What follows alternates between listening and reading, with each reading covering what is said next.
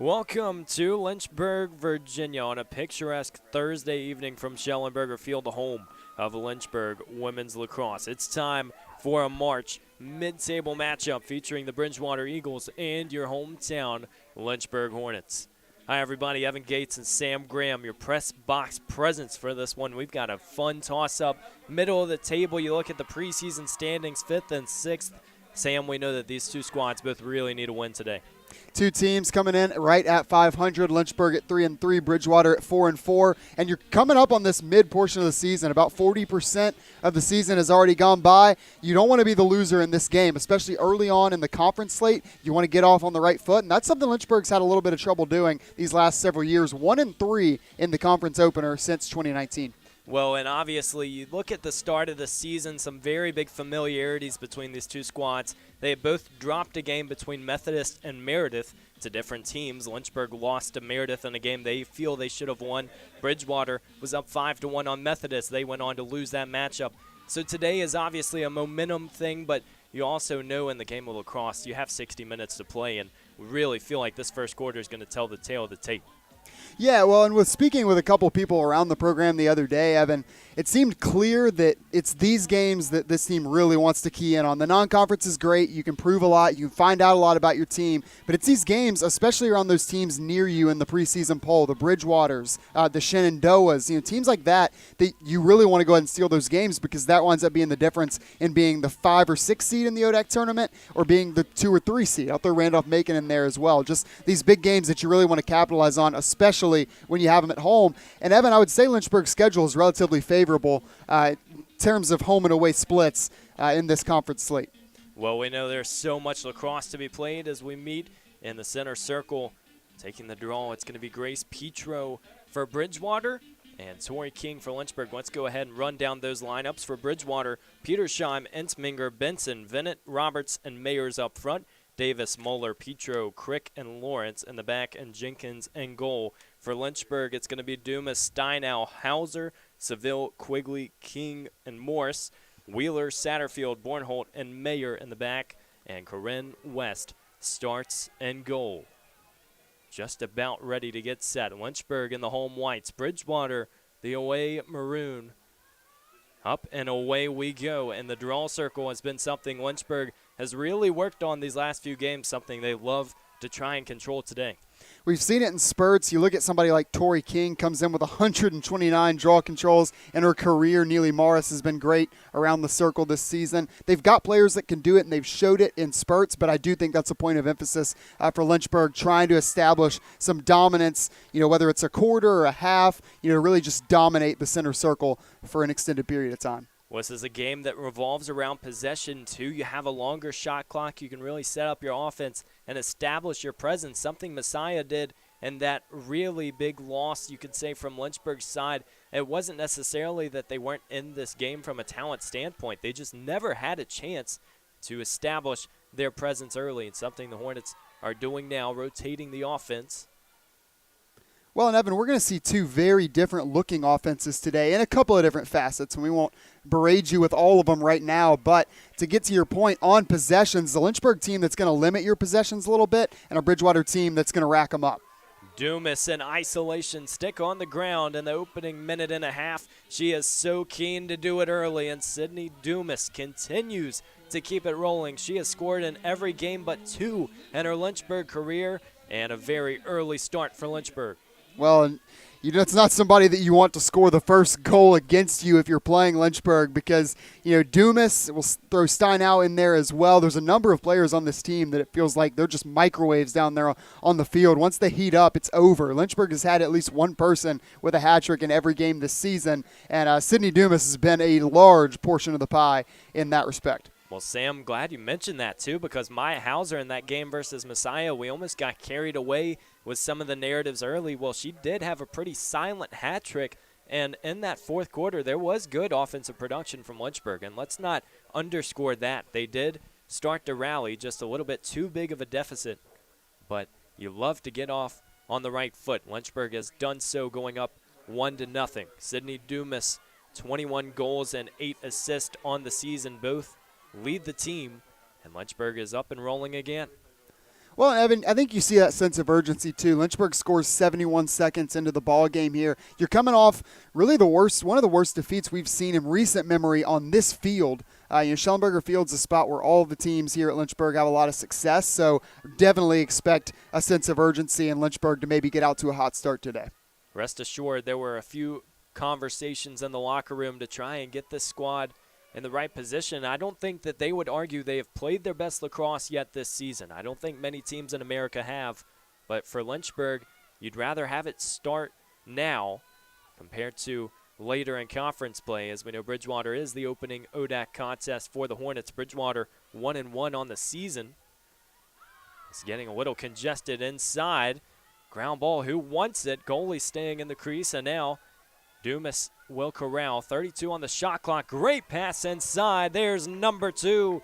And Lynchburg's Neely Morris slots it through. And a deuce for Lynchburg in the opening 3 minutes. That was clinical. Dumas gets the assist. Hornets up early. Well, Sydney Dumas, she was talking to us a couple weeks back, Evan. She said she wanted 100 points, and she wanted them as quickly as possible, which is up to 86 now. I don't think we're going to see it today, but I guess don't rule it out. And for Neely Morris, you want to talk about somebody having that, you hear sophomore slump a lot. It's the exact opposite of that for Neely Morris. She has turned over a whole new page here in her second season on Lakeside Drive. Relied upon greatly in this offense. You'll see her in the draw circle a few times as well. 5'7" sophomore from Kitty Hawk, North Carolina. Lynchburg loves to see this on the scoreboard. You think about their last few contests here at Schellenberger Field, even going back to that Southern Virginia game where they were down 4-1 early. Momentum can be such a key factor as Tori King gets a little too aggressive. She will head to the penalty box early. Yellow card shown. Cards will be something for both teams to watch out for. Now, an interesting note here, Evan, especially seeing it come so early with the woman up opportunity. So an area that Bridgewater's actually struggled. Now, they have the ball right now, so hopefully you can just kind of run this out and, try to take advantage of a woman up opportunity. But the woman down defense for Bridgewater has struggled a lot. 4 times this season have Bridgewater's opponents scored with one fewer player on the field. So we'll see if Lynchburg can force a turnover, something they've been great at doing early on this season. So tough to dictate what is correlation versus causation in that situation too, because think about this. That card is actually reversed to a green. Referees had a quick conference. Green card for Tori King.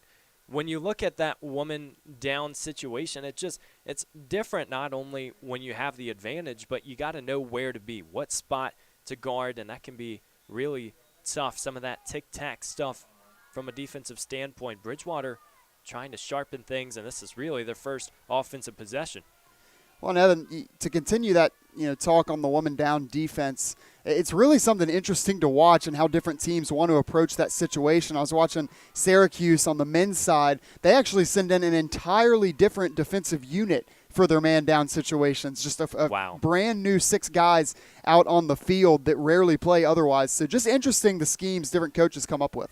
Sometimes it is that clean house opportunity. You never know when that spot on the roster opens up too. That's why as a bench you really have to stay active and ready to go. Bridgewater gets the shot off. Referees whistled first, so it looks like it will be our first free position shot of the game. Our first time to get a look at Lauren Turner here. Somebody who really got things, Lauren Roberts, somebody who really got things off to a hot start early in the season, had 14 goals through the first 3 games. All she did last season was score 73 points and 118 draw controls. Those are not rookie numbers. Roberts, a senior this season, and along with someone else we will talk about quite often, Katie Petersheim, another senior. Those two, the dynamic duo, really slot a lot of points out there for Bridgewater, and I think having that senior presence can be so critical. Big-time play there from Seville to allow the clear for Lynchburg with numbers. Pass will fall through. Referee calls it early. Here's a free position shot for the Hornets. So back and forth we go. Some of that transition that we have seen. Lynchburg so good at getting clears. 87% on clear opportunities last season. 7 has the ball in her stick. We'll see if she can add another to the tally. Waiting for the whistle.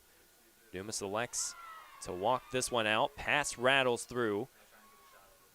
It's an interesting decision there, Evan. An offense that operates a lot out of isolation and nobody more than number 7, Sydney Dumas, that Coach Rafferty and staff trust to have the ball in their stick, to elect to the pass there. It's just an interesting move, but, you still have possession, haven't turned it over, might be able to get a better shot. Don't want to give away the entire deck of cards yet, but we do know Sydney Dumas is apt to shoot those as Neely Morris runs into traffic, somehow weaves through, shot from a side angle. Did it go in? It did. She popped the net somehow. Neely Morris, we have talked about the hot streak she is on, at another, and now Lynchburg has a trio in the first 5 minutes. I really thought Jenkins might have gotten her right boot on that one. We'll take a look at it again. The bounce shot, that's something we saw a lot against Southern Virginia 2 games ago here on this field. Lynchburg is lethal with those bounce shots, but we'll also give a little bit of a spotlight to the ball control early on in this game. Lynchburg doing a fantastic job not only prizing possessions, the passing has been sound, and that's huge, but also Neely Morris on that drive has the stick up high, never lets anybody else get their stick to sort of poke the ball and jar it loose. Just a phenomenal job protecting the possession. Good observation, good play from Lynchburg. 3-0 here on Schellenberger, trying to keep the ball rolling.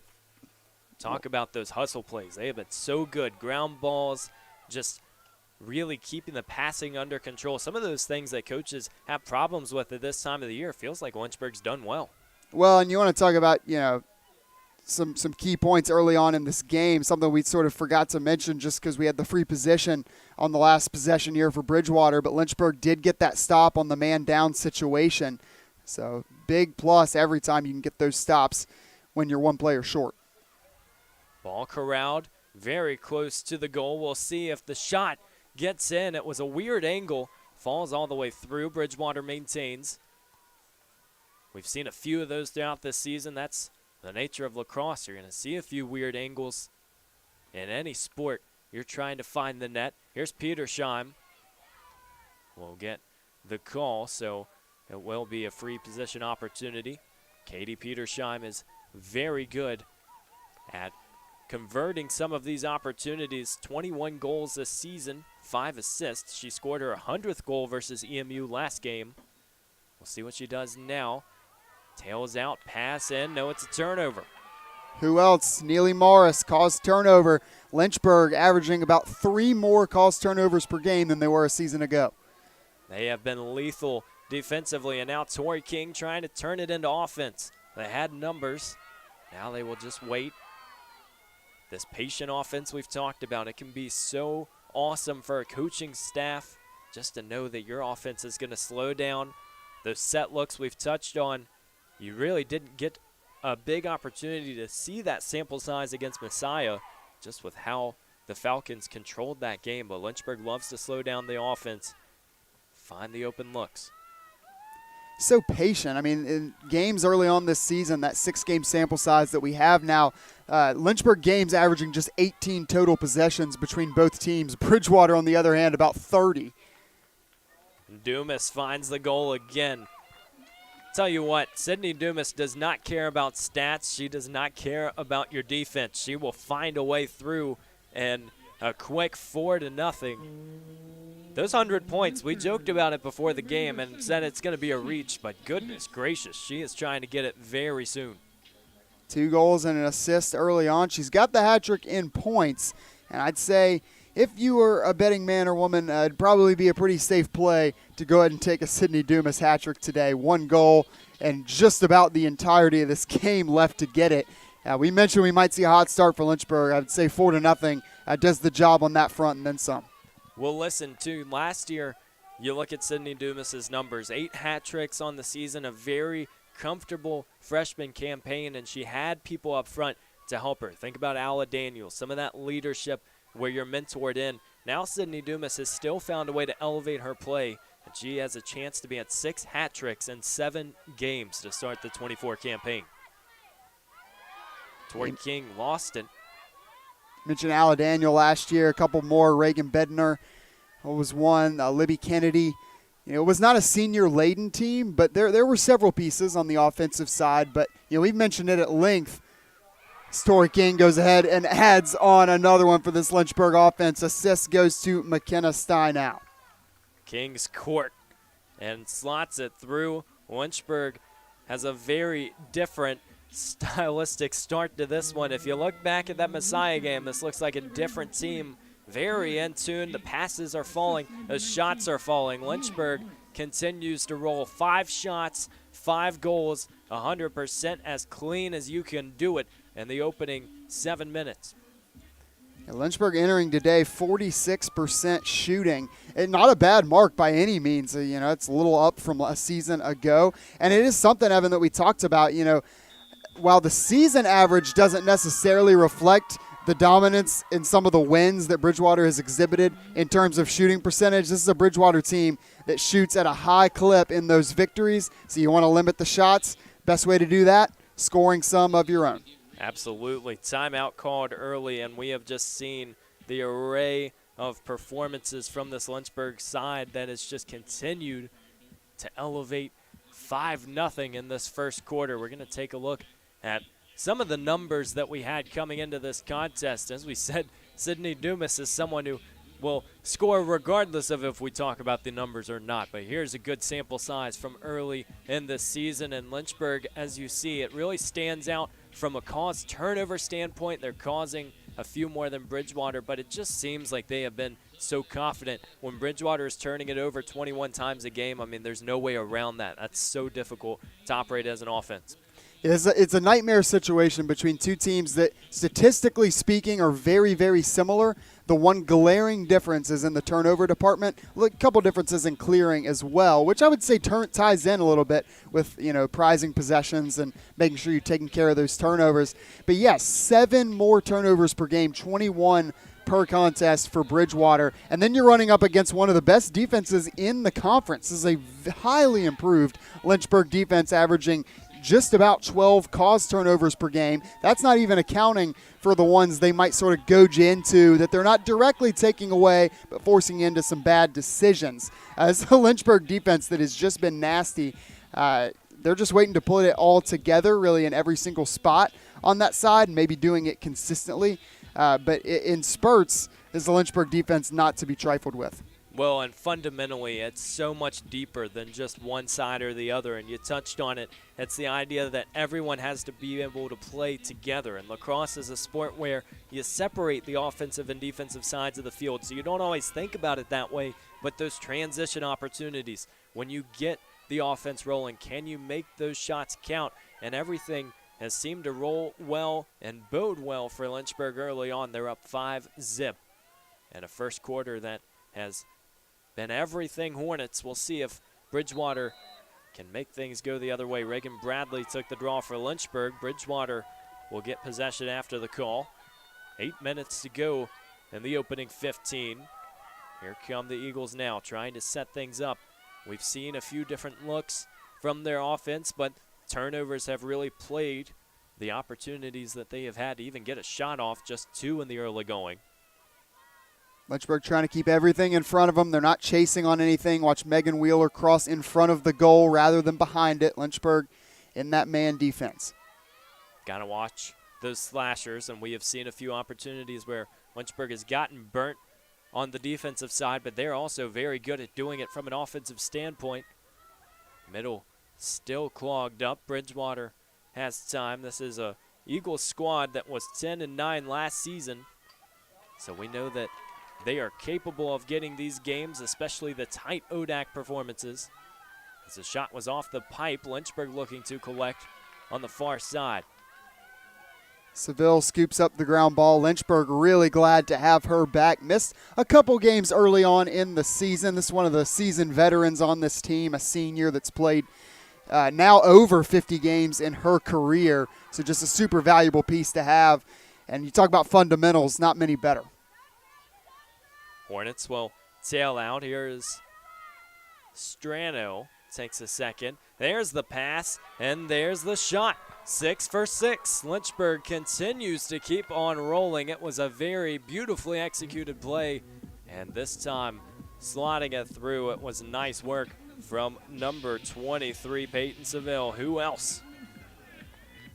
Seville gets that possession going by scooping up that ground ball, limits the Bridgewater offense to one and done. And that's a bummer for the Eagles because we already mentioned you're probably not going to have as many possessions as you're used to having. That means you got to rack up multiple shots and make the most of the possessions that you do get. They've been unable to do that so far. They got a good look at the shot on the initial attempt. You sort of see it. They run multiple women wrapping around the goal, trying to find those creases in the middle of the field. Lynchburg at first did a great job clogging that up. Finally, they were able to get the entry feed. But again, you keep everything in front of you. It's hard to turn and get that shot off.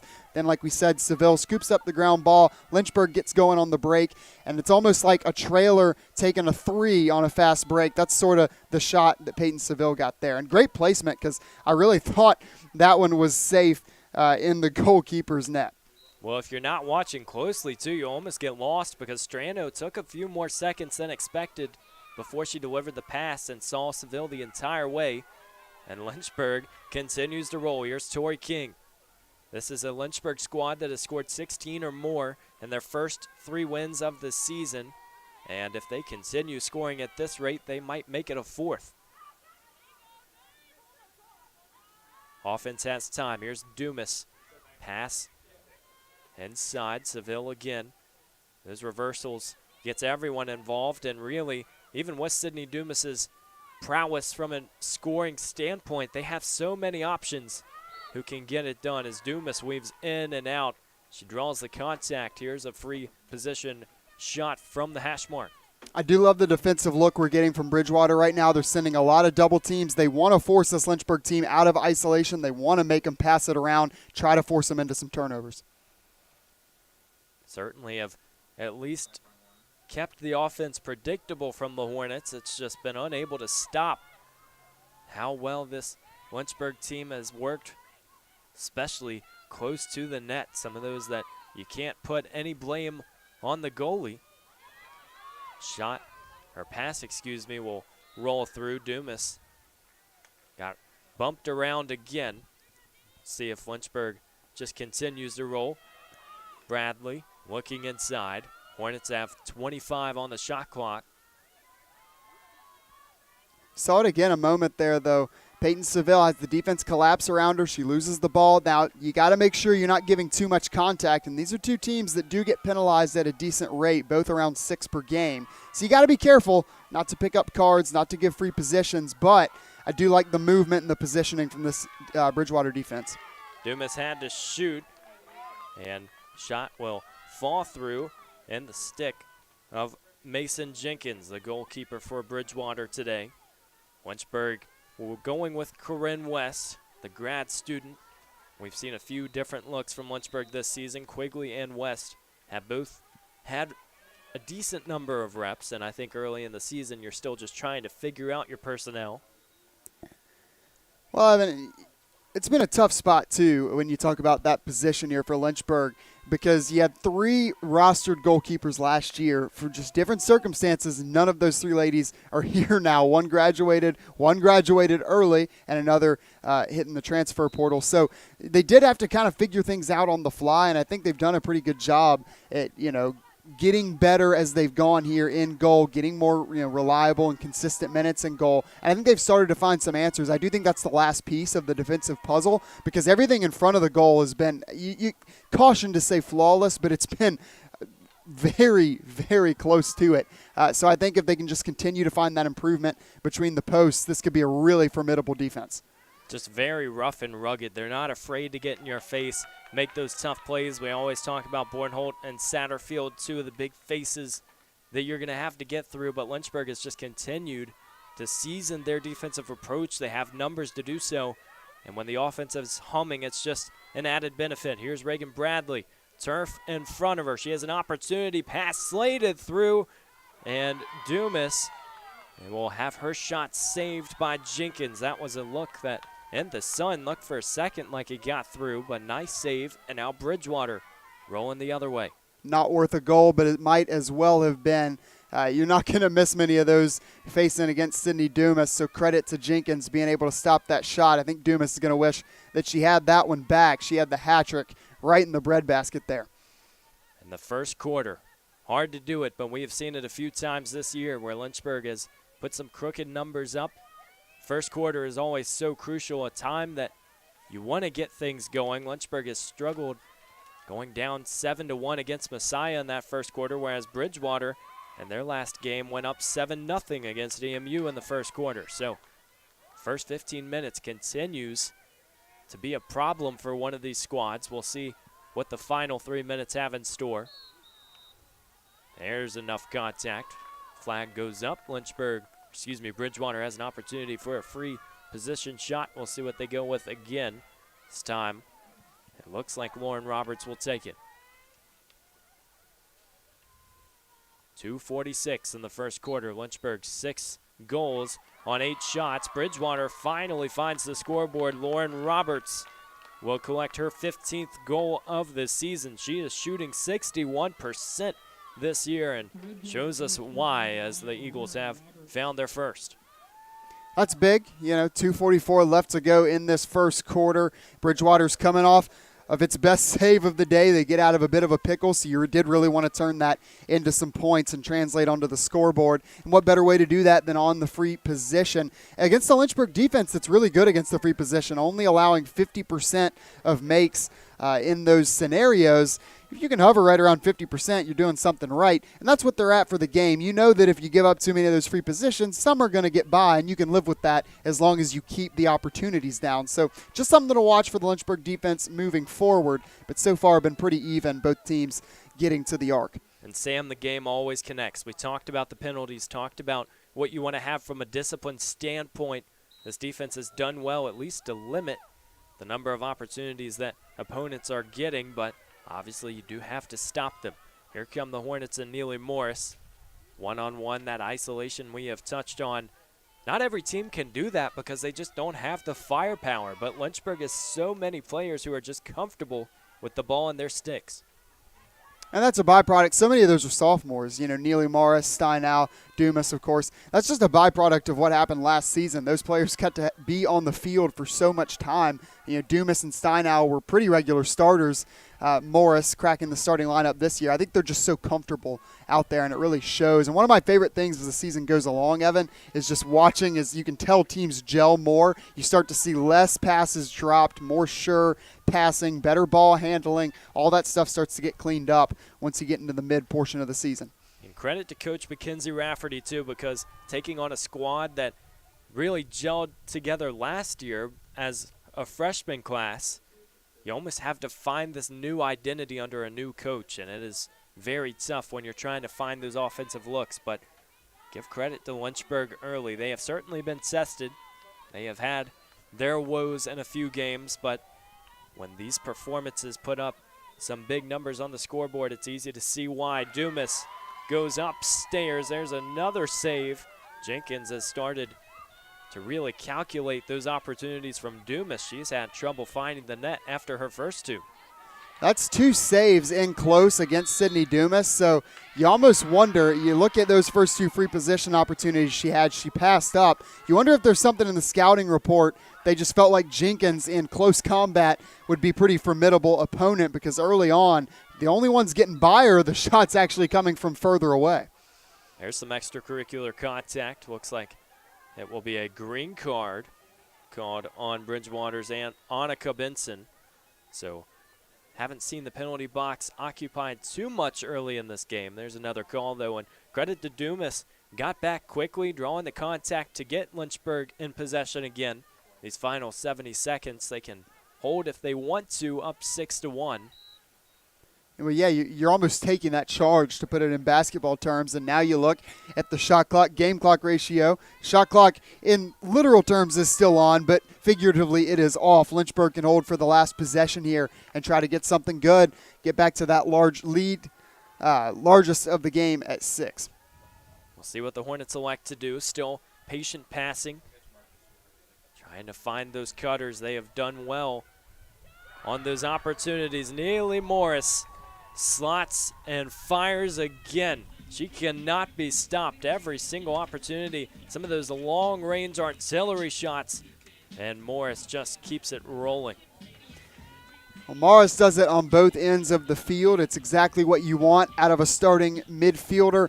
The last several games, she's been doing it a lot with her defense. Today, she's doing it a lot on the offensive end, and there's another one of those shots coming from a little bit of distance. Lynchburg finding more success with the long-range bombs, not necessarily from three-point range, but not finding much right on the doorstep of the crease.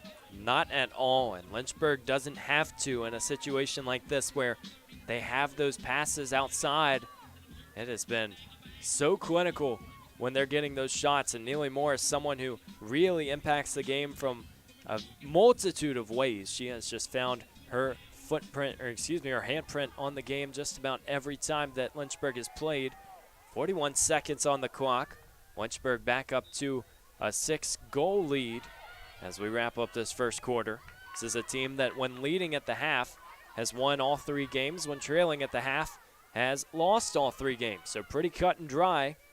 Hornets haven't had many close contests one way or another. You do say when you look at that Meredith game that it was just one of those that really felt like Lynchburg didn't have a chance to get momentum, even though they were in that game and got it back to a 2-goal deficit, but unable to really walk away with the W. Another shot, this time Peyton Seville punctuating what has been an electric first quarter.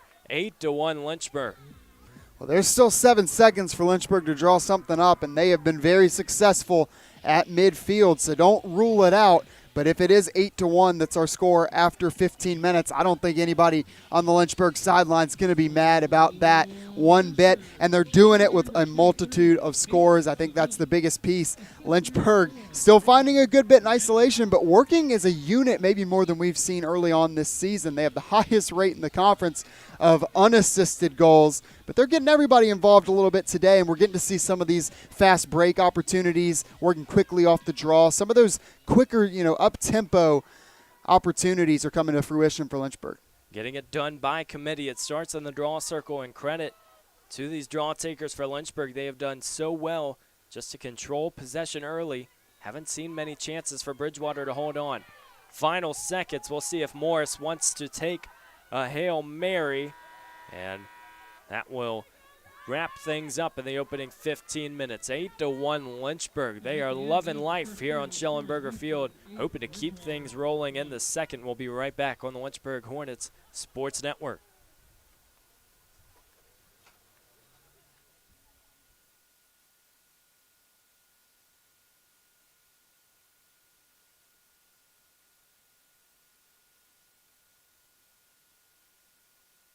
All right, my name is Joshua Carr. I am a senior. I am a theater major as well as a history minor.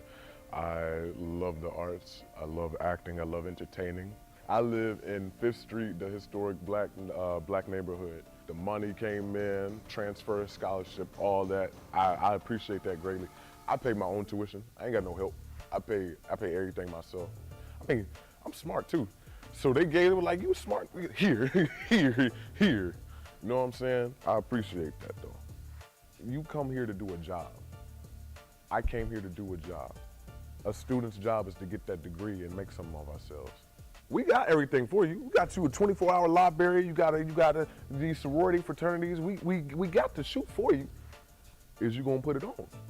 That's how University of Lynchburg is. Success is in the details. You know what I'm saying? It's like you learn it, know better, do better. What I love is they allow us to speak. They want our voices to be heard. They want us to talk. They want us to bring up the discomfort. They respect our point of views. They respect Black Lives Matter. They respect the LGBT community. They respect those, you know what I'm saying? That's what I love about my school. They respect that and they allow us to showcase and voice our expressions. I love the diversity here. I love the different interests of people here. I can act, dance, sing, box, play football. I can do it all. You know what I'm saying? I can teach somebody that doesn't know what I know, and that person can teach me something that I don't know that they know. Bracket busted? Maybe you can go ahead and spend the rest of the afternoon with us because we're having a lot of fun, and so far it's been rock chalk down on Schellenberger Field. The home team taking care of business. Second quarter about to get underway between Lynchburg and Bridgewater, a series that the Hornets have dominated to the tune of a 17-0 record. And we'll look at some of the key characters to watch as the rest of this game unfolds. Again, a 7-goal advantage for Lynchburg, but we'll look at one of the straws that stirs the drink for the opponents first, the visitors from Bridgewater, Virginia. Who else but Lauren Roberts? Touched on her a little bit, 14 goals through those first 3 outings. That's an all-conference level performer, a seasoned veteran, and somebody that Bridgewater is desperately going to want to get going as this game goes along, especially as they try to make a comeback bid. Absolutely, and on Lynchburg's side, McKenna Steinow, someone else that we have talked about quite a bit this season. As you see, 13 goals, 4 assists on the year coming into this contest, and wow, she has just been someone who has been a contributor like so many others, but from an energy standpoint, it feels like McKenna Steinow is almost multiplying the amount of people you have on the field. Feels like you got to face 5 when she comes into the game because she is so strong. She's going to make sure that her opposition hears it. Second quarter underway, 8-1. Sam, as you mentioned, the opening day of March Madness, it feels like a holiday you don't always see on your calendar, but we might as well mark it in because it is one of the best sporting days, one of the best sports months of the year is March. Oh, Evan, it's a holiday. It should be a national holiday. I don't think we should have class. I don't think you should have work. Twiddling our thumbs earlier. Yeah, from 12:15 to what? It'll be about midnight tonight. It should be sports all day. But alas, I guess we do have to, be productive citizens of society. I mean, who said we have to do that like every day of the year, though? I think, and I'm going to argue this for all athletes, we're not just talking about basketball, but I feel like we need a day or two just to appreciate the athleticism on the field or on the court because it always feels like there's a day or two we need it. Lynchburg trying to show off some of that athleticism. Looks like it will be a free position shot on the way. So many sporting events going on here at Lynchburg in the coming days. That's the spring season for you. There's just opportunities left and right. Lynchburg Hornets Sports Network will have you covered with everything as Roberts is just trailed outside. There's that Lynchburg defense. That was outstanding work on the far side of the field. Referee comes in to call the contact, and Kaylin Satterfield showing the strength. Can't draw it up literally any better than that. You saw a little bit of a different look defensively from Lynchburg, pressing up against their opponents. Meredith Bornholt was doing it on the near side. And then Kaylin Satterfield, like you said, she goes blindside. Michael Orr, she was taking Roberts all the way to the bus. Wow. Strano ready, steady, fire, just can't connect. Those defensive plays, I'll tell you one thing, it is almost better than getting a goal in the net because you see the momentum like that. Lynchburg knows where they're at in this game, and not only being up 8-1, it is being willing to take those hits to go hard in contact. The Hornets have done well, and defensively, we've already talked about it. That's why they're one of the toughest teams to face in the ODAC. If you're an offense, pass across, and there was a beautiful look to Seville. Couldn't connect. Defense just lost in translation. But second opportunity for the Hornets. Hauser gets the pass inside. Ground ball collected. Now the Eagles can usher it out. Wait to see the call. Was behind the play, so don't know who it will be called on. Yellow card on Reagan Bradley, I believe. Might have 2 penalties being ushered out here. So Bradley comes out, and then also for the Eagles, it was Karis Chanelli standing on the sideline. So no advantage will be earned, but 2 players off the field. So you see, both sides, there's no other way to really call that. Might need to get our rules officials and the analysts to discuss that one.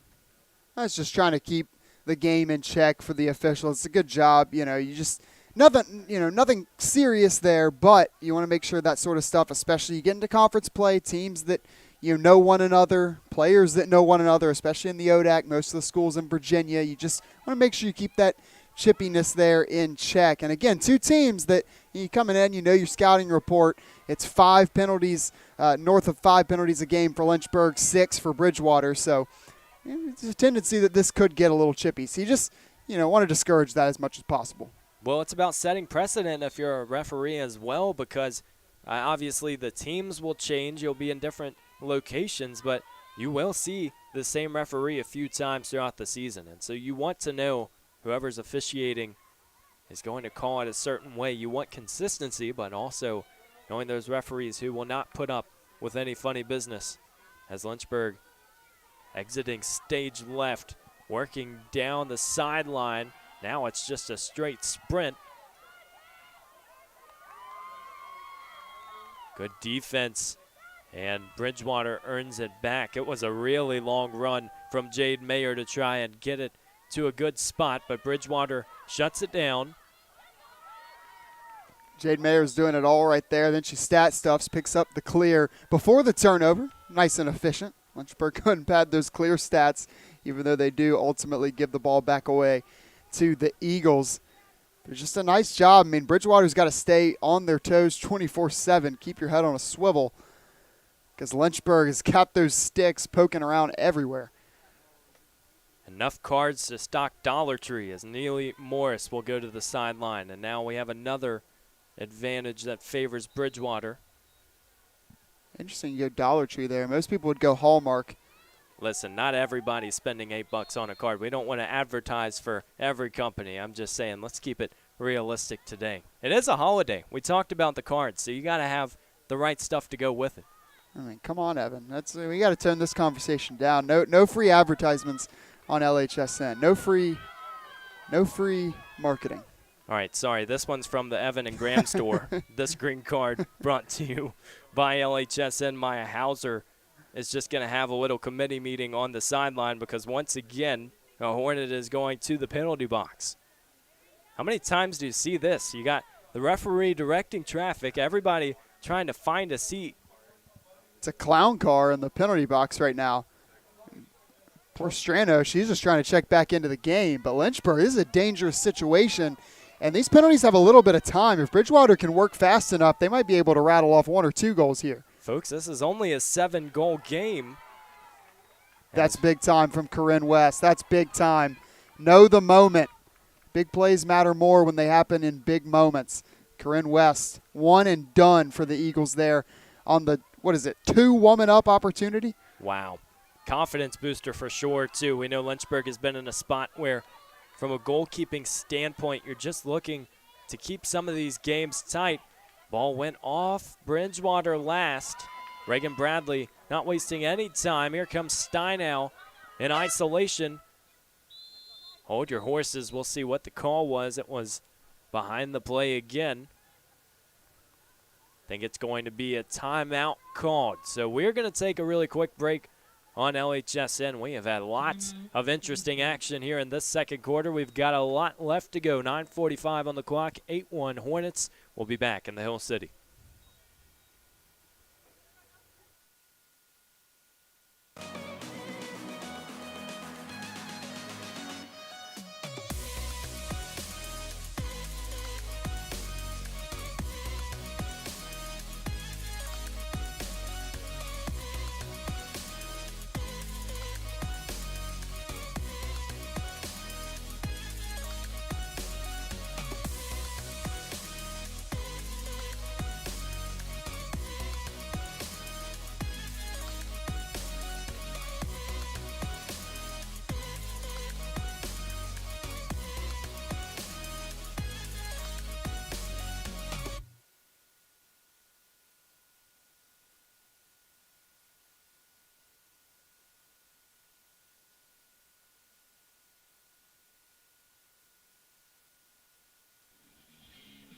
Lynchburg enjoying a nice 7-up here in this second quarter. 8-1 lead and everything going right for the Hornets. Bridgewater just trying to figure things out. And this is a spot that Lynchburg is pretty familiar with. You think about the Messiah game, so don't get too ahead of yourselves. This is a long season, but certainly feeling good. They look much sharper than they did last week over spring break. Well, they certainly do, and we'll go ahead and take this opportunity to check in on some of our keys to the game, take a look over at the grand plan for today's game. And we've touched on a couple of the keys for each of these teams as we've gotten through the first quarter, coming up on a quarter and a half of this contest. It's imperative, if you're Bridgewater, to try and just keep your head on a swivel, try to limit those turnovers, because this is a Lynchburg team that wants to turn you over and a Bridgewater team susceptible to giving it away. The second one is the free position, and credit to Bridgewater. They get partial credit on the assignment because they're earning a lot of those opportunities. Now it's going to be about cracking the code on a Lynchburg defense that's good against the free position, and so far today they've been good in the man-down situations as well. So Lynchburg prevailing in some unfavorable positions. And then on the other side for Lynchburg, limit those Eagle possessions. So far, so good. Bridgewater, even when they've gotten those possessions, it's one shot and done. I'd say Lynchburg acing the test so far. It's midterm season, Evan. Lynchburg in mid-season form. Don't remind me. We've got time to watch sports. We're going to enjoy it while we got it. Some students ushering out onto the track. It's always a good sign at Schellenberger Field, and as we said, sports don't conclude today. Going to have calls really the entire weekend. The Jack M. Toms Invitational taking place right here in Lynchburg. The track meet that always delivers 27 schools in attendance this year. That will be right here, as well as baseball and softball having some home action. Every other team, too, will also be around: swim, equestrian, beach volleyball. Evan, you and I doing a little bit of pinch hitting for softball this coming Sunday. Had our numbers called, so we're going to step outside the old comfort zone. Be on the call, splitting those games one apiece, a doubleheader against Sweetbriar. It'll be a fun one. Sunday softball action. We'll have all the vibes covered as Dumas tries to get some isolation. 40 on the shot clock. Was looking for the open King, just not too open, and now Bridgewater disrupting. Dumas somehow finds it, collects, but can't get the shot. I think she's still stuck on 2 goals. We'll have to double check. She is, and it's interesting because Bridgewater has made that shift in goalie. They've turned to Rachel Robinson and still seems to have Dumas's number from right outside the crease. You would think the closer in you get, Evan, the more success you would have. But these Bridgewater goalkeepers, they're letting the further ones get by them. They're stopping the hard ones. Always tough. Some of those Hail Marys, you never know what's going to happen. It's like injury on the field, maybe just some hard contact. Lacrosse is such a tough sport to diagnose those types of plays, and we have talked about it all season long. Can't really look at a play and say, okay, that's what happened, if you don't see where the contact occurs, what part of the body is impacted. Looks like everyone's okay. Bridgewater's going to restart the offensive possession, a fresh 90. And green card will be assessed. It is on Lynchburg's number 27, Kaylin Satterfield. Those cards are really starting to rack up now against Lynchburg in particular. Even if it works today, too, you don't want to rely on that woman down situation, because I will tell you one thing. There are teams that will expose those at the wrong times. You don't want to be caught with numbers down, and Lynchburg has been in that spot very often, but doing well so far, weathering the storm. Allowed just 1 goal the opening quarter and a half.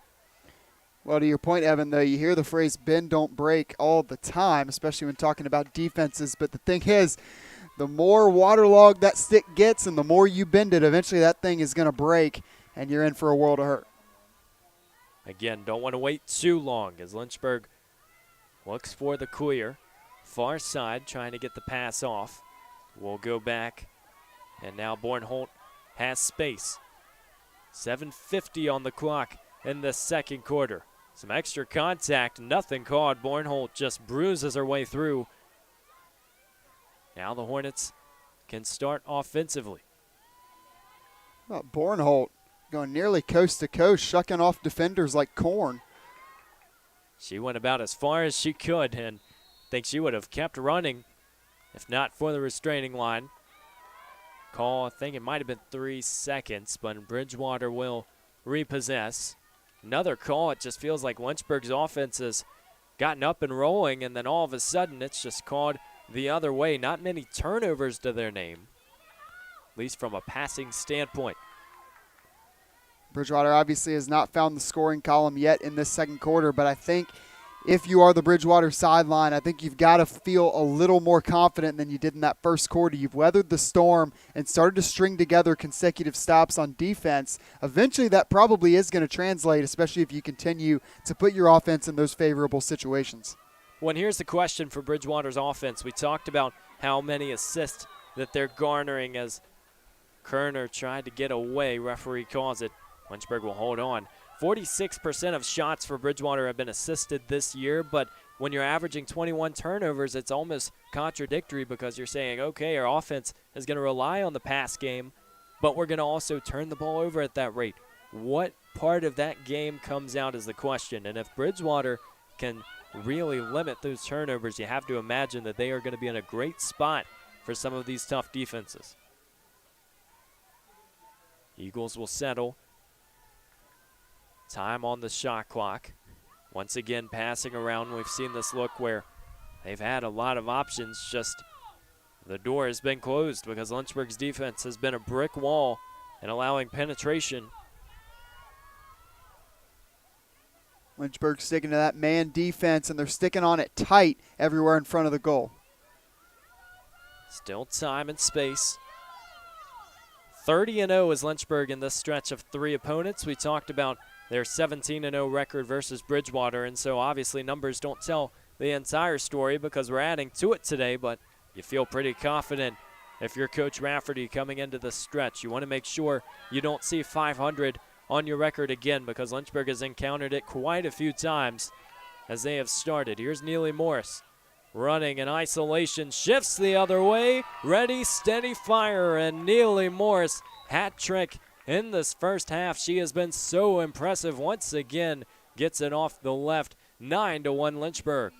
Call her poetry the way she was in motion there. The coast-to-coast finally comes to fruition for Lynchburg. And this is an agile Hornet team, maybe none more so than Neely Morris. The side step, right to left, frees her up for the open look, and just not enough time to collect yourself in goal there for Robinson. Cookies are in the oven. Lynchburg heating up. 9 goals on 15 shots, 60% shot percentage today, and we've talked about that percentage coming into this game, and that's the number they needed to impress or improve from last season. And they have done so not just from their passing, from their offense. I think it's the confidence in those who are taking those shots. Steinow, Dumas, Morris, they're just getting more reps, more shots, and they have paid off. And then the share of the shots, if you want to talk about that too. Lynchburg leading the shot department 15-5, only 2 placed on goal for Bridgewater. And we mentioned, I mean, it was wound up being a double-digit loss against Washington and Lee a couple games ago. But this is a Bridgewater team that shot almost 80% in that game. They shoot at a decent clip, but they got to be able to get the shots off. And Lynchburg's just not letting that happen today. That's the game of lacrosse. You can't just look at the straight numbers and expect to get the ending of the story because Lynchburg has seen that a few times. Offensively, really weren't terrible against Messiah, just didn't have the ball or the possession as this one is off the mark. Steinow just lost it. She hits the turf. Bodies everywhere. Bridgewater just trying to escape. Wow.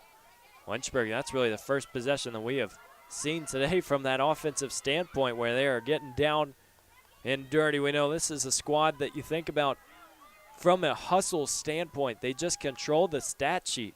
And when you have those numbers, the ground balls causing turnovers, it is so tough to beat you at your own game. Little trouble finishing off the clear there. Got to reset now if you're Bridgewater. Watch that timer. Don't want the bench to get involved either because these are those spots where everyone is letting you hear it. Bridgewater trying to find the way through. There's Dumas. She gets it, and the path is open. Dumas has open turf, ready for the shot, and it's saved again.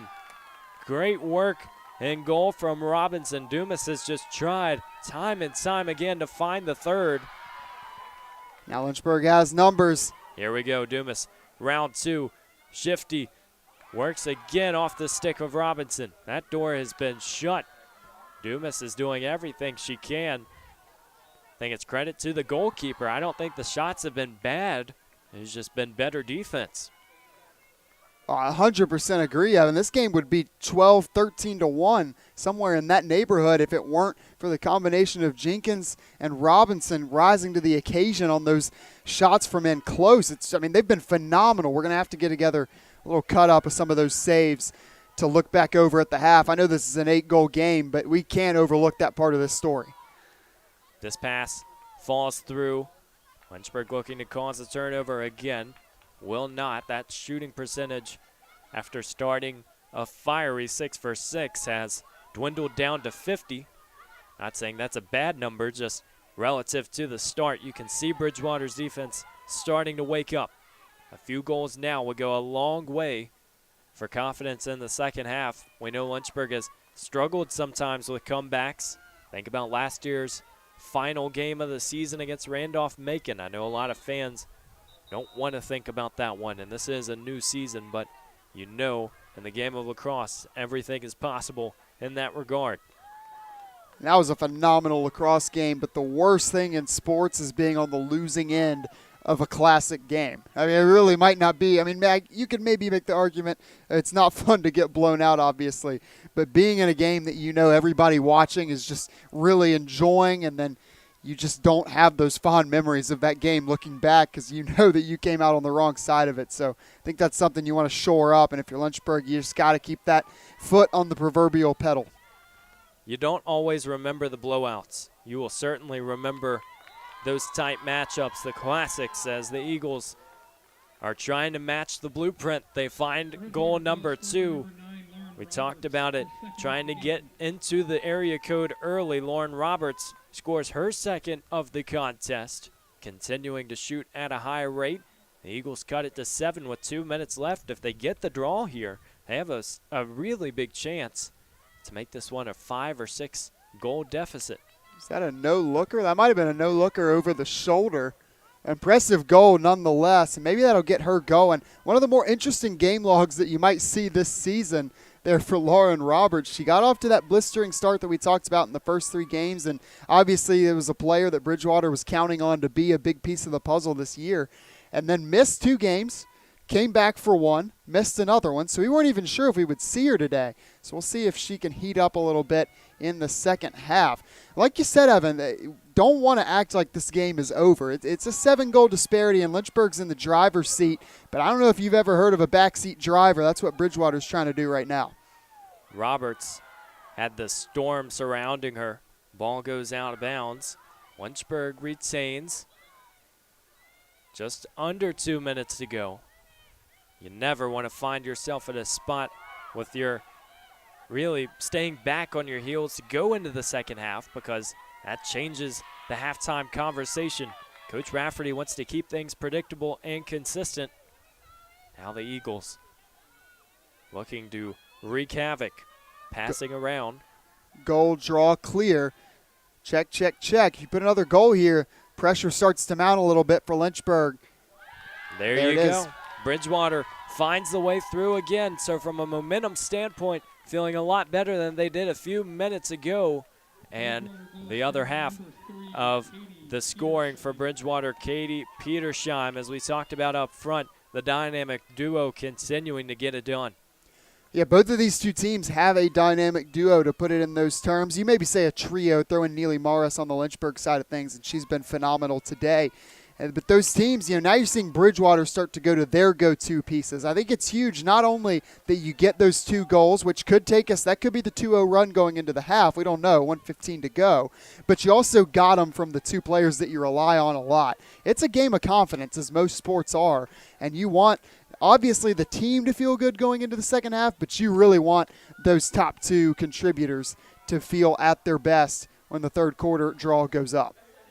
Always just a question of, can you get your people going? Draw of the 4s, and a big one. We'll see who can gather Neely Morris finds her way through, but she lost it. And I think Bridgewater will corral. No, Lynchburg will keep it. So Neely Morris, looks like a whistle might have been involved. The Hornets are trying to add one to the tally, feel a little bit better going into halftime. Shot clock's off. No need to go too fast. And this is a Lynchburg offense that I would argue is at its best when it is methodical. Late in late in quarter, they have been so good. Sometimes putting a timer on it that's not the shot clock really just helps you gather and understand the urgency. Bradley spins, looking to the middle of the field. Still time, 30 ticks left. Great decision making. I mean, no reason to force it. Wait for the right opportunity to come in. That's an unfortunate situation as Dumas is just trying to pass it, but the situational awareness, though, trying to pass it over the head of the goalie. Obviously, they have the bigger stick. That's a risky attempt. Robinson outside the crease will likely just hold on to it as we get through the first half. Pass gets out, and that will do it. So Lynchburg up 9-3. They're still feeling pretty good about themselves, but Bridgewater got a few back to end the first half, so lots to cover. We'll have some stats, highlights, and analysis on the other side from halftime here in the Hill City. 6-goal lead, Lynchburg.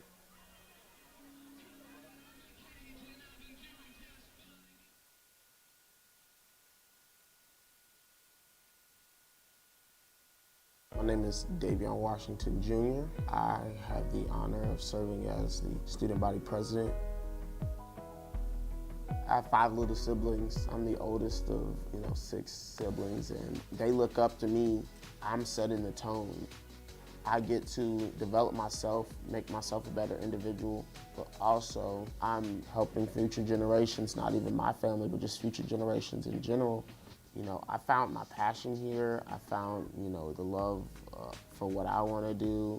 I've just really had an amazing time here. It's changed, my outlook on life. You don't have to be famous to change lives. You don't have to be on the big screen or whatever. I change lives now, and I hope to continue to do that. Just same way that the University of Lynchburg has changed my life for the better.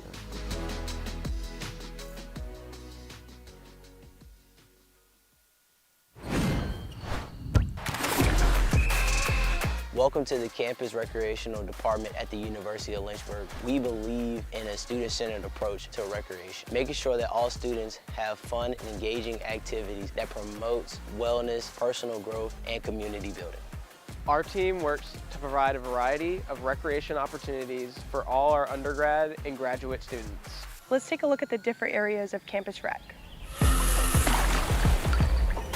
Campus Recreation covers all outdoor recreation. Our team offers dozens of trips per semester, maintains recreation facilities on campus, and offers outdoor certificates and leadership training. Intramurals is open to all students who wants to play on a team. We have men's, women's, and co-ed leagues for each sport we offer. Those looking for next level competition can join club sports. These are student-led organizations with the support of Campus Recreation. You can join one of our established club sports, or you can start your own with our support. Campus Recreation offers an excellent amount of opportunities to stay active, make new friends, and develop new skills. We hope to see you soon.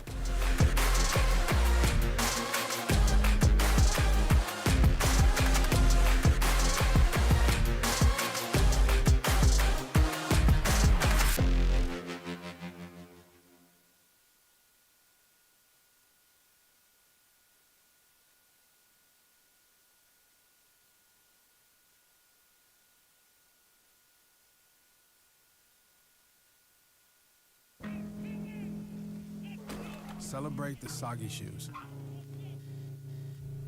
and the slow starts. Celebrate the lessons learned along the way.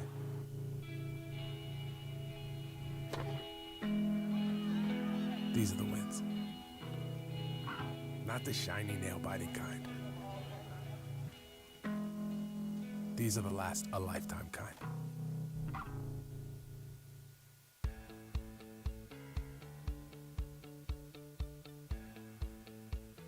Being a part of the different activities and organizations that I've been a part of, I'm actually able to see myself where I'm like, hey, I actually can make a change. I'm one person that can make a difference. Division III has helped me to develop teamwork skills, critical thinking skills, time management skills. It's not just about basketball, or it's not just about school, it's about developing yourself as a person altogether.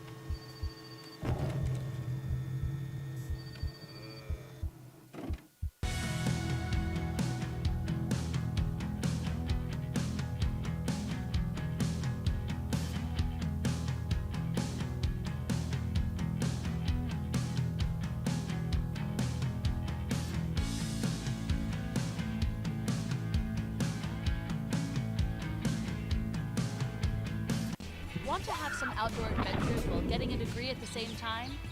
At the University of Lynchburg, we have an on-campus zip line and rope course. Plus, we offer adventure trips that cost less than a cup of coffee. And did I mention our beautiful scenery? We're a university for students looking for something more than just books. Welcome to your new adventure experience.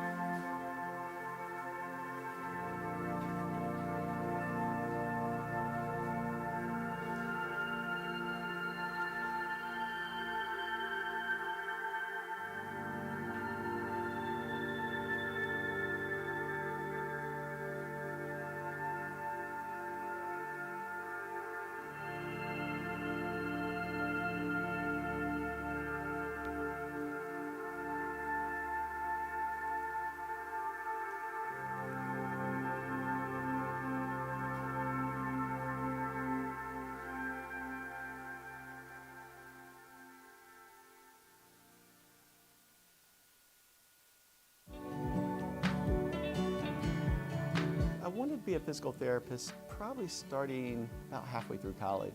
I love the concept that exercise is medicine. You know, we're starting to discover that exercise really can remedy many of the things that we thought that only surgery or only drugs could remedy in the past. When the student comes here, it's because we believe in them, it's because we want them here, it's because we believe they'll be successful. The faculty here are devoted to their development, not only academically but also professionally. We're not so inundated with things that we don't have time to make students one of our highest priorities. We have your back. We're gonna help you through that. If you're willing to work, then we're willing to put the work into it and the effort to help you succeed.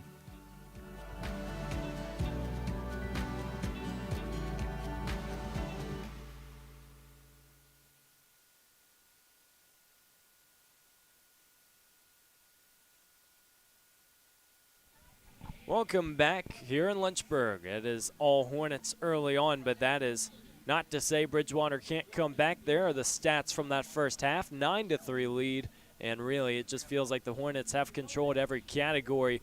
They are continuing to work at a rapid rate, 9 goals early. They were 6 for 6 from shooting in the first quarter, and then you just look at what they've continued to do from a turnover standpoint. Bridgewater has 10 already, 8 caused by the Hornets. So, Sam, it just feels like Lynchburg has their handprint on the game. They're ready to roll.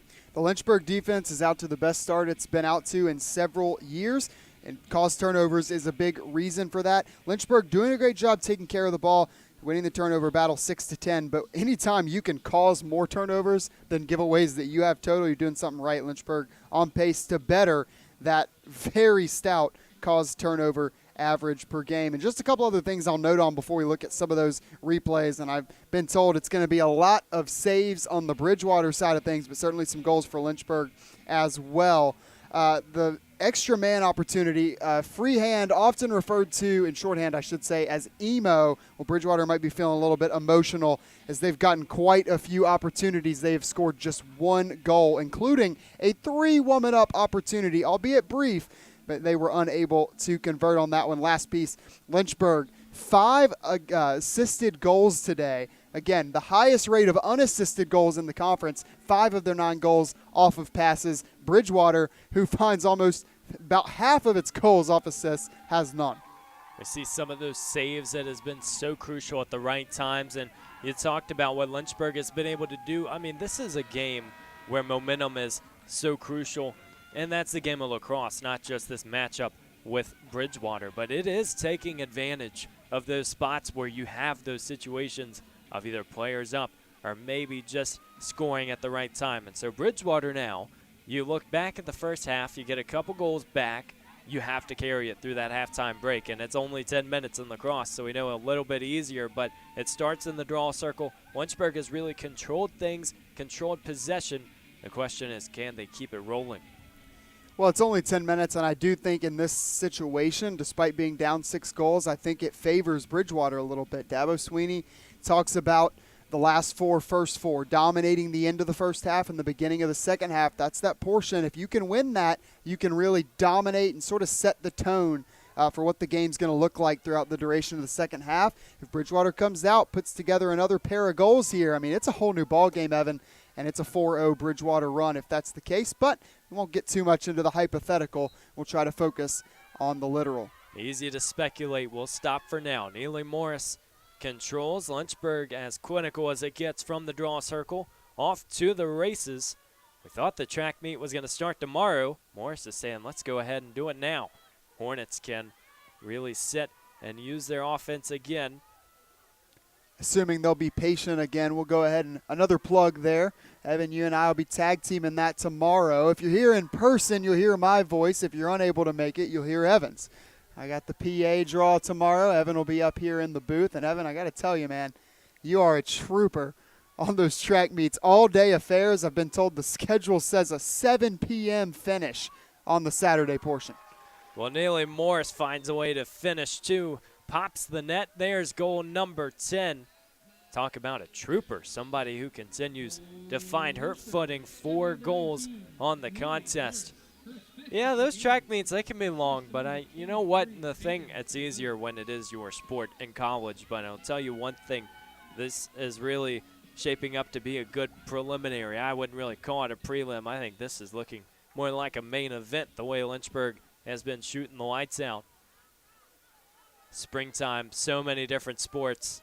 You never really know what you're going to come across if you come to the campus of the University of Lynchburg. And adding sports too, beach volleyball last year added to the program. Also have men's volleyball coming next year. It's a great time to be a Hornet. It's always a great day to be a Hornet, Evan. So many great things happening in this March, and as everything starts to come back to life, that's what Lynchburg is looking to do on the field. Neely Morris took some hard hits in that first half. There's another one, and now Peyton Seville activated and calibrated, looking to add to the tally. Long-range shot, no good. Falls out. Bridgewater gets there first. 7th save of the day for this tandem of Bridgewater goalkeepers. This game it's not particularly close right now, but they have been a massive part in not letting it become unrealistic and get too far out of hand. This thing is still in reach, and that is solely because of the pair of ladies between the posts. We will see how that fares out in this third quarter. Lynchburg can have those runs in a hurry. They had one against Southern Virginia that went up to about 18, if I'm correct. Might have been 19, but either way, enough was enough for them to get through against the Knights. They have continued to operate offensively at a very high rate, especially on Schellenberger Field. Take away that Messiah game, they have been really good at home. Dumas falls, and that will be a free position shot, maybe a card, and Dumas will work her way to the hash mark. We have seen a few chances earlier in this game where she is elected to just pass. See if this one is a shot opportunity. Dumas looking for the hat trick. There's that pass again, so more of a set play. We'll see if the Hornets can get it going this time. Morris just patient, keeps it outside. Yeah, we've seen that look a few times. Neely Morris, with as good of a shot as she has from range, she is not the type of player to go and just fire every time she gets it.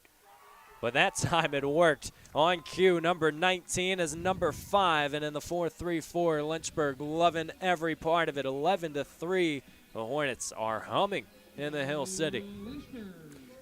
Neely Morris having a career day today. Evan, you and I mentioned every single game for Lynchburg so far this year, at least one player has had a hat trick. Well, we're leaving that in the rear view mirror. We might have a new individual season high if Neely Morris keeps this thing up. And she is just, we talked about it, the sophomore campaign.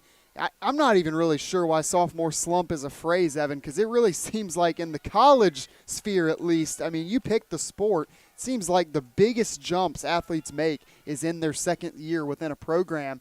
And you throw in, though, the coaching change, too. You would think that might make it a little harder for some of these sophomore players to make those jumps, and they've continued to keep on rolling. Today's been Neely Morris's day. McKenna Steinau's had her time in the spotlight, and obviously Sydney Dumas, the leading scorer last year, and then again this year. It is a well-oiled machine, and to have that trio of leading scorers all have 2 more years of eligibility remaining, it doesn't get much better than that.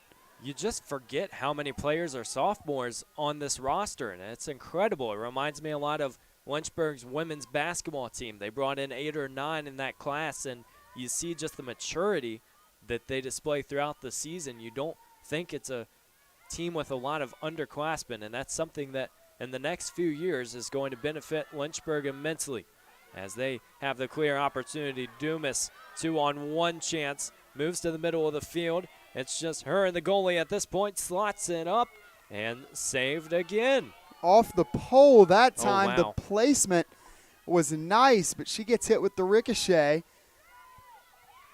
Credit to Dumas. I mean, not showing any signs of real frustration, still dancing at every dead ball, but I don't know if I could say the same, Evan. I think I'd be a little frustrated at this point. She's been in so many good positions to score and put a lot of good shots on the goal. Just been a bit unlucky here ever since we got out of that first frame. Those are shots, too, that are going to fall in different situations, so maybe you just trust the next one will fall at whatever point that is, but Dumas has still shown her ability to really command the defense's presence and attention. We'll see if she has another opportunity on this possession as Lynchburg continues to pass it around. The carousel continues. Looking in the middle of the field, this pass escapes. Dumas just to stick out to keep it on the green. Still making a lot of those great hustle plays. I think that's a great sign from a coaching perspective.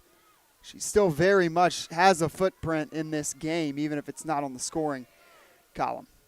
There's Seville, knocks it home, and Peyton Seville just continues to put numbers in a big way. A trio for number 23. 2 hat tricks already for the Hornets.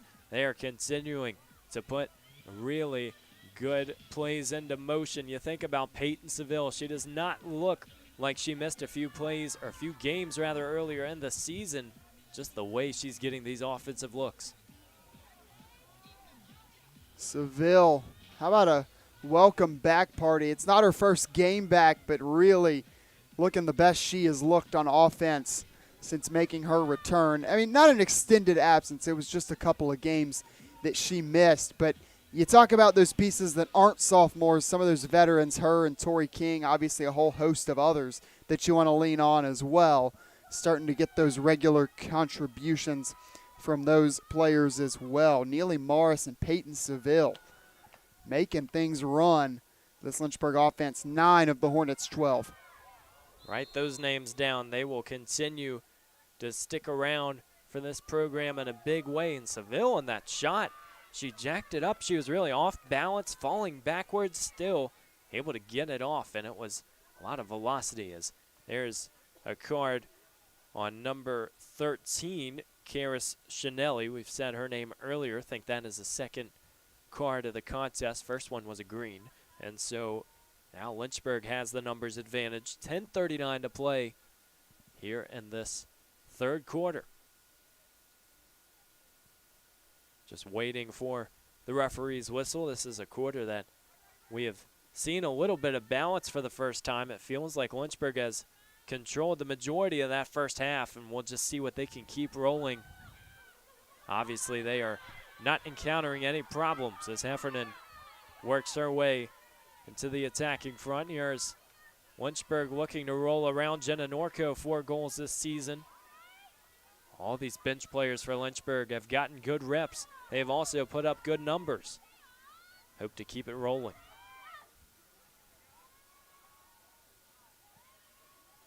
Hornets at this point have the luxury of not having to force up any shots. You can use the shot clock. 1 goal away from running clock as well. You always know that that's not something you play for. Obviously, coaches have their numbers in mind when they're going to start being a little bit more patient on offense, but the Hornets have obviously put up this number many times this year. Talked about all 3 wins, over 16 or more goals. We'll note down on the sideline, it's like, hey, Meredith Bornholt trying to work out a few kinks, doing couple of strides back and forth on the track, see if we can get her back into the game. Didn't see anything happen in the game. Seems to be okay, no limp or anything, so just note that. A star defender for this Lynchburg team, leads the way in ground balls. Did so a year ago as well. I tell you, a defender in lacrosse might be one of the hardest hitting positions in all of sports because there are so many things you have to anticipate and just trust your other defenders. Bornholt has been sensational, really leading this defense.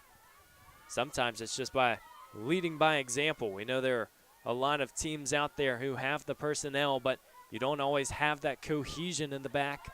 Lynchburg has found its way with Satterfield and Bornholt and the cast of others.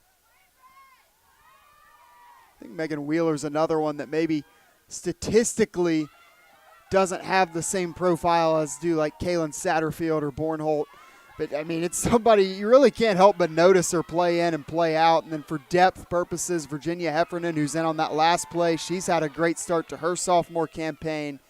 Just a whole number of players that can come in there and contribute. Jade Mayer's another one I'd throw in there, a senior and a captain. Hold your horses, Neely Morris. Downhill scoring. And wow, Neely Morris has been incredible all game long, continuing to operate. Count them, Evan. 1, 2, 3, 4, 5, 6, 7 for Neely Morris. 7 goals in this game. That is the most of any Hornet player this season. It's obviously a career high for Neely. She is on another dimension right now. Neely Morris making it happen for Lynchburg, forcing the time out for Bridgewater. It's all Hornets in the Hill City. Lynchburg leads it 13-3.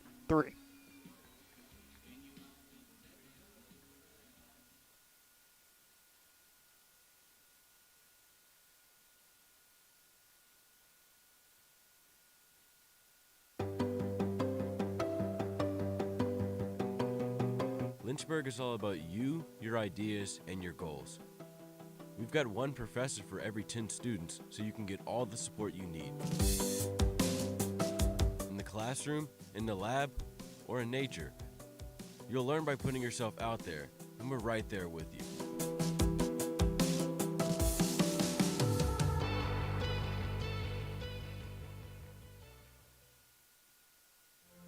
Football has taught me a lot throughout my life. It's definitely had a huge imprint on who I am as a person. Competing at a Division III level created that opportunity for me to go to college.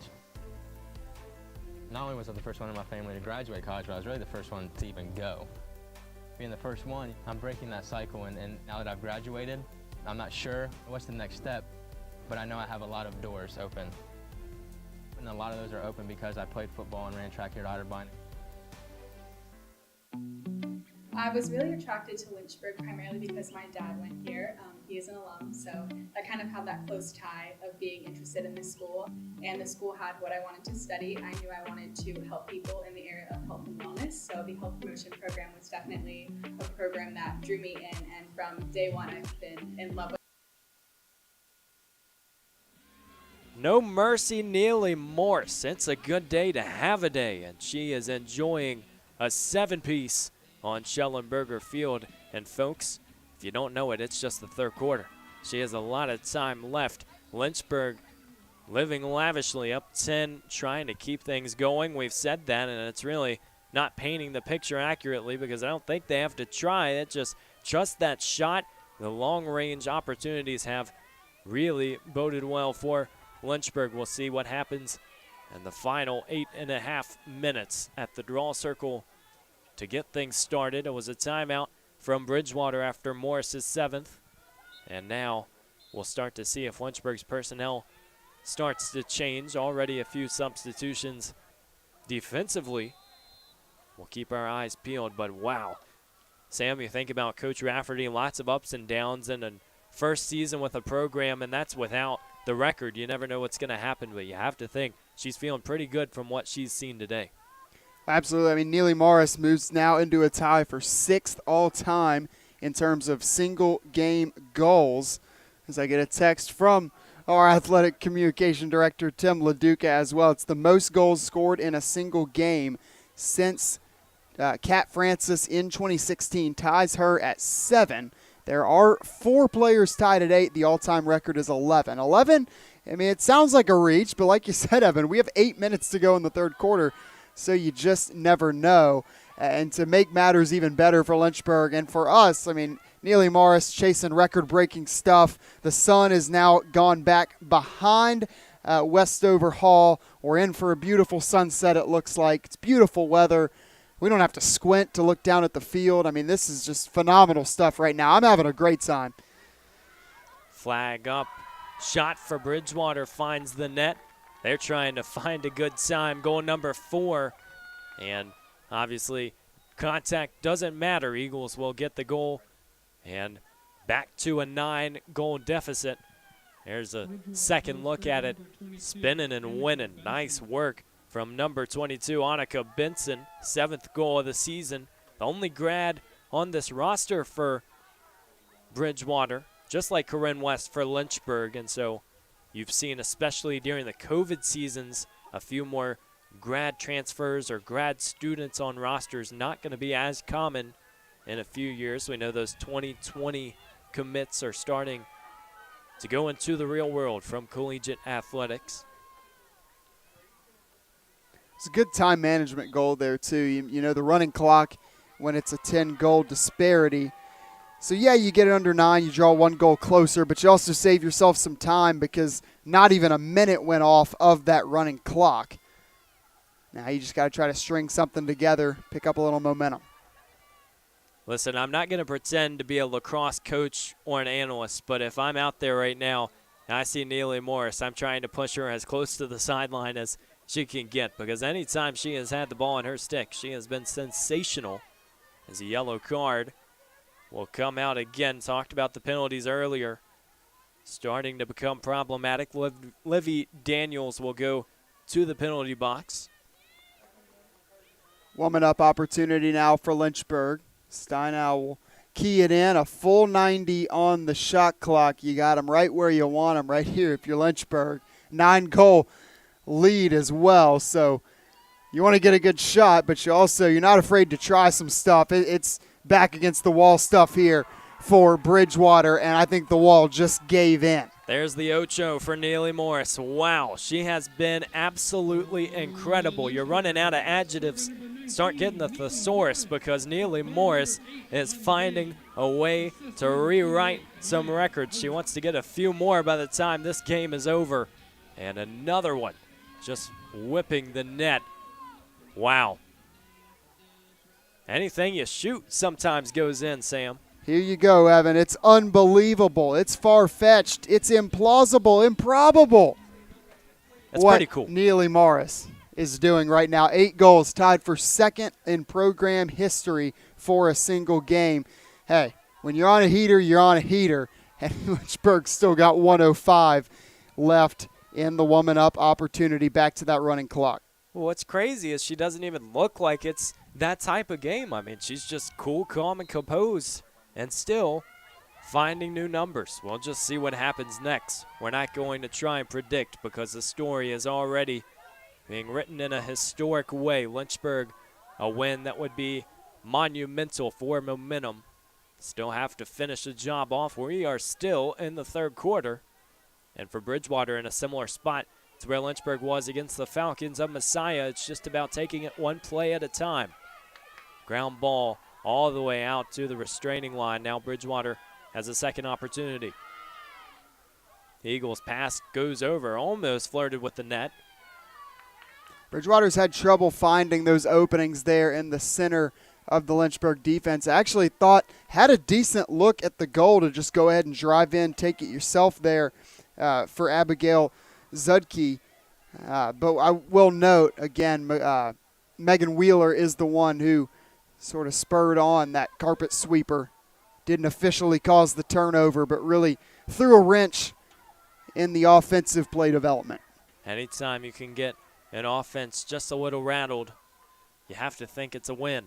Hornets will set the offense. So now it's sort of decision time, right, Evan? This has been a physical game, no way around that, and you're leading by 10 goals. Still time for a comeback, but Neely Morris here now chasing the all-time single-game record. Be interesting to see how much time she gets on the field as we get through the rest of this game because, again, you don't want to risk an injury. You don't want to risk something like that, especially the more time comes off the clock and the closer Lynchburg gets to sort of sealing the fate on this one. She's not out there right now. But we'll see. I mean, 3 goals away. Well, sometimes, too, it's almost up to the athlete, and I think the majority of them do want the numbers. They want to go after whatever is in front of them, but I think if you're Lynchburg right now, and Coach Rafferty especially understands where this team is at, you're at a spot in your schedule where you're supposed to win a few games, so you want everything to stay within the blueprint if possible. Here's a ground ball scooped up. Who wants it? Goes all the way back for the Hornets. That was collected by Quigley, also a goalie on this team. We've seen her in the field today, did get the start, her 4th of the season. Yeah, if I'm a coach in that situation, that is probably one of the harder decisions you have to make in lacrosse because you understand you want to make everybody happy, but sometimes it's the answers they don't want to hear that will make it happen. Pass inside. There we go. Norco finishes and slots it home. Jenna Norco has been sensational, rolling to the 15th for Lynchburg. Jenna Norco is having herself a year. I mean, it's every time she's on this field she scores. Jenna Norco really starting to roll into offensive form. And Evan, I don't know if it's been a game of firsts. Obviously, Neely Morris chasing some record-breaking stuff, but we got a new look in goal for the Hornets. Well, this is something you don't see every single day. It seems like something out of a movie. That is Kayla Brady wearing number 30. She's getting a pretty big applause from the lacrosse team. She's getting a pretty big applause from the field hockey team. You don't say this every day. Coming over from the field hockey team, she's getting some reps with this lacrosse team, looking to make a big impact. And, yeah, 2-time All-ODAC selection in field hockey. She's a 2-time All-Region competitor in field hockey, and we can take a few minutes to dissect this, but wow, it's just pretty special to see her in this ball game. Talk about Neely Morris climbing the leaderboards right now, somebody that is in the top 10 in pretty much every goalkeeper category when it comes to a historic Lynchburg field hockey team. That is Kayla Brady. She has owned the goal the last 3 seasons for that field hockey program, a team that went to the national quarterfinals this season, a phenomenal 21-3 campaign. You know, it's better than once is twice. Do it again. Twice is nice there for Jenna Norco. Little backhand. She makes it look a lot easier than it really is. Jenna Norco just finding the right spot. Gets her stick back. Make it 16. You love it if you're Lynchburg. Everything Hornets here in the Hill City. That was about as quick of a shot you're going to get off in the game of lacrosse. That was phenomenal. And Norco just continuing to show us what she can do this season. Now 6 goals for the junior from Woodbridge. And an interesting moment there. Bridgewater taking a long time to talk over maybe the defensive breakdown, and I get that. That's great. You want to make sure you can shore that up. You want to have good communication. But we also got a note about 35, 40 seconds have come off with this running clock. Again, I mean, a comeback attempt at this point does seem a bit far-fetched, but wasting a lot of time there just trying to sharpen the iron. You don't want to say white flag is waving yet, but Lynchburg trending in a very good position. This, if it stands for win number 4 in the campaign, continues the narrative of 16 or more goals in those wins as the Hornets hit it in the 3rd quarter, and Bridgewater just trying to stop the bleeding now. Pass over the top, and shot falls out of the stick. If you're Kayla Brady getting ready to save maybe your first time in lacrosse, that is almost, you see the nerves simmering a little bit. It'll have to wait. As the buzzer sounds, that's the end of the 3rd quarter. We'll see what the referee says. Sometimes they will put a few ticks back, but teams are running off, and so Kayla Brady's first opportunity will have to wait. Lynchburg up 16-4 in the Hill City. They're having fun and continuing to keep the waves rolling here in the Hill City. We'll be right back.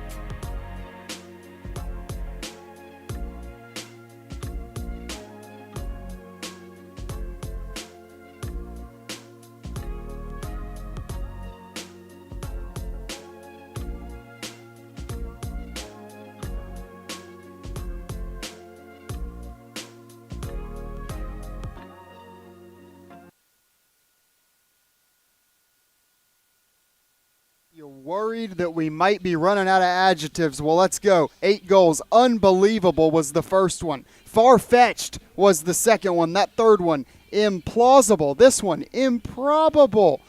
That's highly unlikely that Neely would score on that one. I don't know. That's 5. This one was just flat out magnificent. Number 7. How about wonderful? That was a wonderful goal. And the last one to tie a ribbon on it all. Marvelous, spectacular, phenomenal, remarkable. Yeah, Sports Center is hiring. We might need you on the nightcap because that was sensational. Ah, there we go. There we go. Neely Morris, have yourself a day. You speak about Sports Center. I don't know. Well, Evan, I know you're still getting acclimated to the world of Instagram. We used to have these, ESPN would publish these little graphics about the best games in a given Sunday for football, and they'd have these little graphics. Like if it was a quarterback, they'd have like a pinpoint accuracy marker and then put up the completion percentage. I think we need one of those for Neely Morris. Big old bold letters, 8 goals, 3 caused turnovers, 55 ground balls. I mean, it's just one of those days. She is just on an absolute burner. You wonder if you're going to add to that, too, because Neely Morris, if she gets back on the field, we're not speculating again, but let's just say she would have a few more in store. It has been a very fun evening for Lynchburg, trying to get momentum back. It's that time of the schedule, folks. ODAC action is upon us. And in the first ODAC contest for Lynchburg, they're putting a stamp on something special, but still 15 minutes to roll. Kayla Brady still in goal for Lynchburg. If you're just joining us, this is lacrosse game number 1 for number 30. She is coming over from the field hockey squad. Here's Steinow getting ready as she rolls through action a little bit. Too much contact. Question is on who? Yeah, the contact was applied there by Bridgewater, but I think some frustration there from Steinow. She would have been content to go ahead and just keep rolling downhill, try to get off a shot. Still waiting for the first goal of the day for McKenna Steinow, and that's a pretty good feeling for a Lynchburg team that scored 16. Don't think Maya Hauser has found the net either, and so two contributors who have had some steady performances still off the board. It took Sydney Dumas a while last game to get a goal. Granted, a very different situation, but she did keep that goal-scoring streak alive. Now Reagan Bradley getting set inside, turn, fire, number 14. How about Jamie Thomas, who slots it home? The freshman is partying here on Schellenberger. Everybody's enjoying it. 17 for Lynchburg. I don't know if Sports Center's hiring, but I do know this. They publish a top 10 plays every single morning. That one just might earn a spot. How about the turn? Split the defender and the goalie. Top 90 corner cheddar. Lynchburg up 17-4. Get your chef's kiss after that one. That was pretty clinical. And now the Hornets with the rolling clock can just sit back and enjoy the rest of this one. They have certainly earned it from an offensive standpoint. Credit to the draw takers. They have just controlled possession from the start. You talk about those connected efforts. You don't always get them, but it seems like offense, defense, and goalkeeping have all been in tune for a very special effort from the Hornets. How about Thomas there? Looking cool, calm, collected, recollected herself. You always say act like you've been there before. I don't know. I think see some of these crazy plays. I think about some that we've seen in soccer as well. I'd be over the moon. You'd have a hard time calming me back down if I did something like that. We've talked about penalties. I might be getting a yellow card on the celebration, because those are plays that you don't see every day. Hornets trying to collect the ground ball. Eagle down near midfield. Looked like it was Roberts. She's getting up slowly. And now Lauren Fling trying to keep the frenzy alive. Pass back into Thomas. This one rolls off. Second chance now for the Hornets. Over the top, Steinow trying to find the first. Flag will go up. It'll be a free position shot on the way. I think Steinow may have held that ball just a beat too long. Might have waited a step or two too long before she went ahead and released the shot. But like you said, Evan, you still get rewarded with the free possession, and right from dead on, too. It's like shaking something out. Couldn't tell where she tried to release. Sometimes you run into traffic. Bounce is off the mark. Nice save. Now Lynchburg can do it again. Bounce shot was there early for Lynchburg, not so much in the second half, or really ever since the first quarter. Now stop me in my tracks there. McKenna Steinow, she's on the board for her first goal of the day and does it on the bounce. Maybe more impressive, the assist from Maya Hauser. Threads the needle through. That was execution at its finest. Look at that pass. The timing gets over the defense, and Steinow had one of the easier angles. Number 31 puts it home. 18 goals now for Lynchburg. You can see the bench. They have a reason to celebrate as the Hornets are continuing to keep it rolling. McKenna Steinow, we've talked about her already this season. She has had performances that have certainly been worthy of note. 4 goals against Southern Virginia, but she is just starting to become that consistent contributor that Lynchburg has been looking for. And from an offensive standpoint, especially if Dumas is limited by defenders or getting face guarded, these are the options you want to have.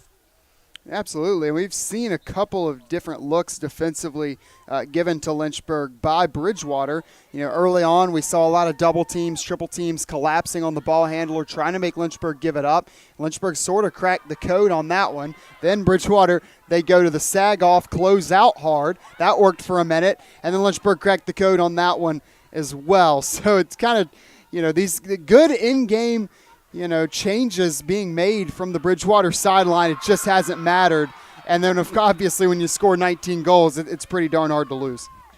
Gotta stop where you're at. Reagan Bradley's rolling through, and number 19 is shining on the scoreboard.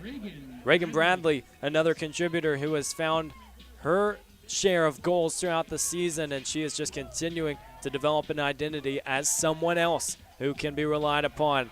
Lynchburg is just continuing to elevate and celebrate. Maybe they'll eclipse that 20-goal mark that we've seen this season.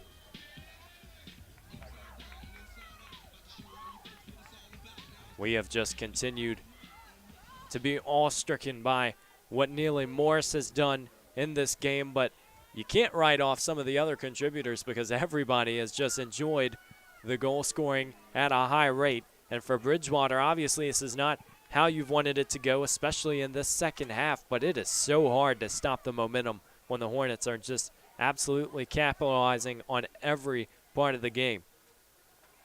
Well, and I think, Evan, there was a moment, obviously, late in the first half where Bridgewater corralled a lot of the momentum going into the break. They got 2 goals back-to-back. That was great, and they got them from their 2 best players, offensively speaking. That's even better. But then credit Lynchburg, that opening push that is sort of still going on here in the second half. Bridgewater will find its 5th goal there and cut into the deficit a little bit. But Lynchburg, quite the response that got this third quarter going, sort of rolled into the fourth, and they just continued to tack on to it. But I think it was Lynchburg's response to that mini run from Bridgewater that really just put this thing away. Maybe halftime helps having those 10 minutes there. We talked about momentum likely favoring Bridgewater, but that spot, Lynchburg came out a little hotter as that shot fell through. Number 14, Madeline Godat.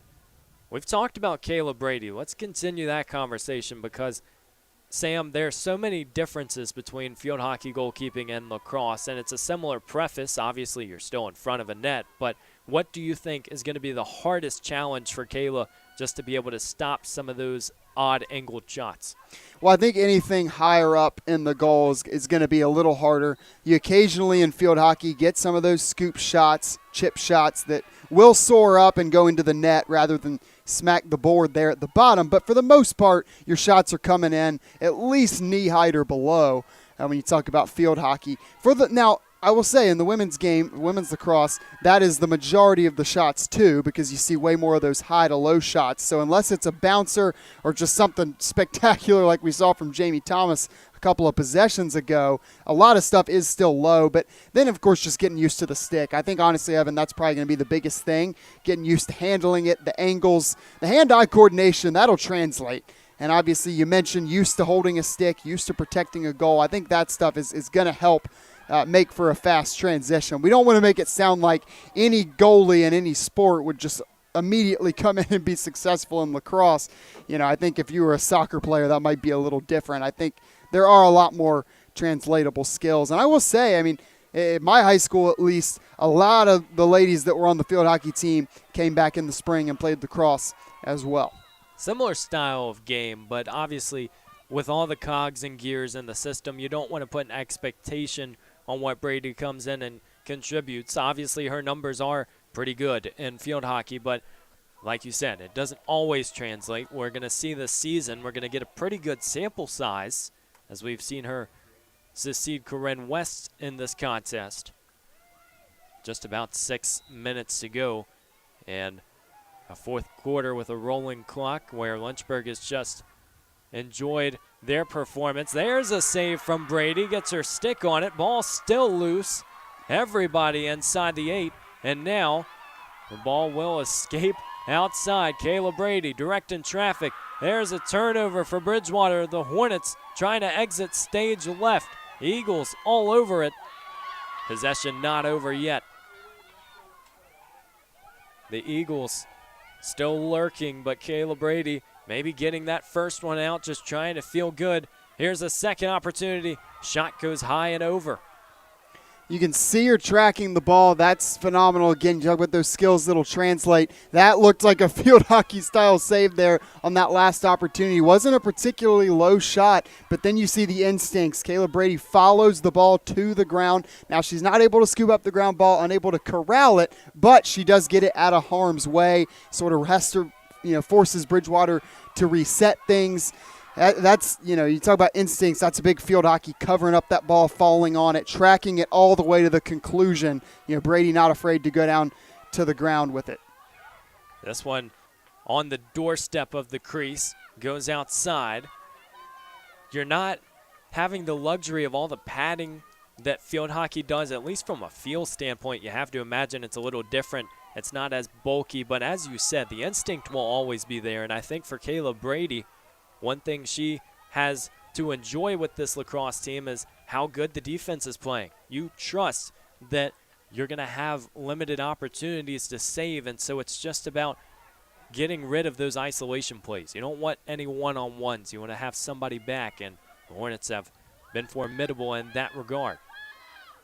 Well, and that'll be a big difference, especially the style of play that this Lynchburg field hockey team likes to be in. It's a possession-oriented offense. They just want to dominate TOP, rack up as many shots as possible. Best way to beat your opponent is just not letting them get too many bites at the apple. But the downside of that is that Kayla Brady at times just would go entire quarters, maybe even entire halves without facing a shot. Obviously, in lacrosse, you're going to see a lot more coming at you. I know Lynchburg has sort of dominated the shots today, 32-13, but still, 13 shots faced, that's a good bit more than you might see in an average field hockey game. Certainly a decent sample size. You're going to be tested left and right. The question is, how do you respond? Because unlike field hockey, you don't have 19 goals in that sport, whereas in lacrosse you see that more often. And so it will be something to keep our eye on, maybe a little bit of a subplot to a season. Lynchburg looks to really take a step forward. Chance to go to 4-3 after this contest, so a buck of over 500 again. Something that will be a decent measuring stick. As we said, Bridgewater was 10-9 last year, so maybe in a similar situation. Well, and Evan, you mentioned just one game over 500, but if this game were to go final at the score it's at right now, it's a 14-goal victory is what it would be for Lynchburg. That would make their season differential plus 26. You don't see that every day, to be just one game above 500, but have that large of a margin. When Lynchburg's won, it's won big. Absolutely, and you don't always look at your opponents, too, and say it's just a product of who you've played, because there have been some opponents on the schedule who have played well defensively. Lynchburg has earned a lot of these goals. As we have seen today, the passing, the mechanisms have been fully functioning, as Lauren Fling looking to get on the scoreboard. 19 for the Hornets on 32 shots. Efficiency in the draw circle. Our complete effort as we go into these final 2 minutes. So many narratives we've talked about. The key one, Neely Morris, an 8-goal affair. How many times do you see that in a lacrosse season? Not very many. Evan, in fact, only 5 times has Lynchburg ever seen it.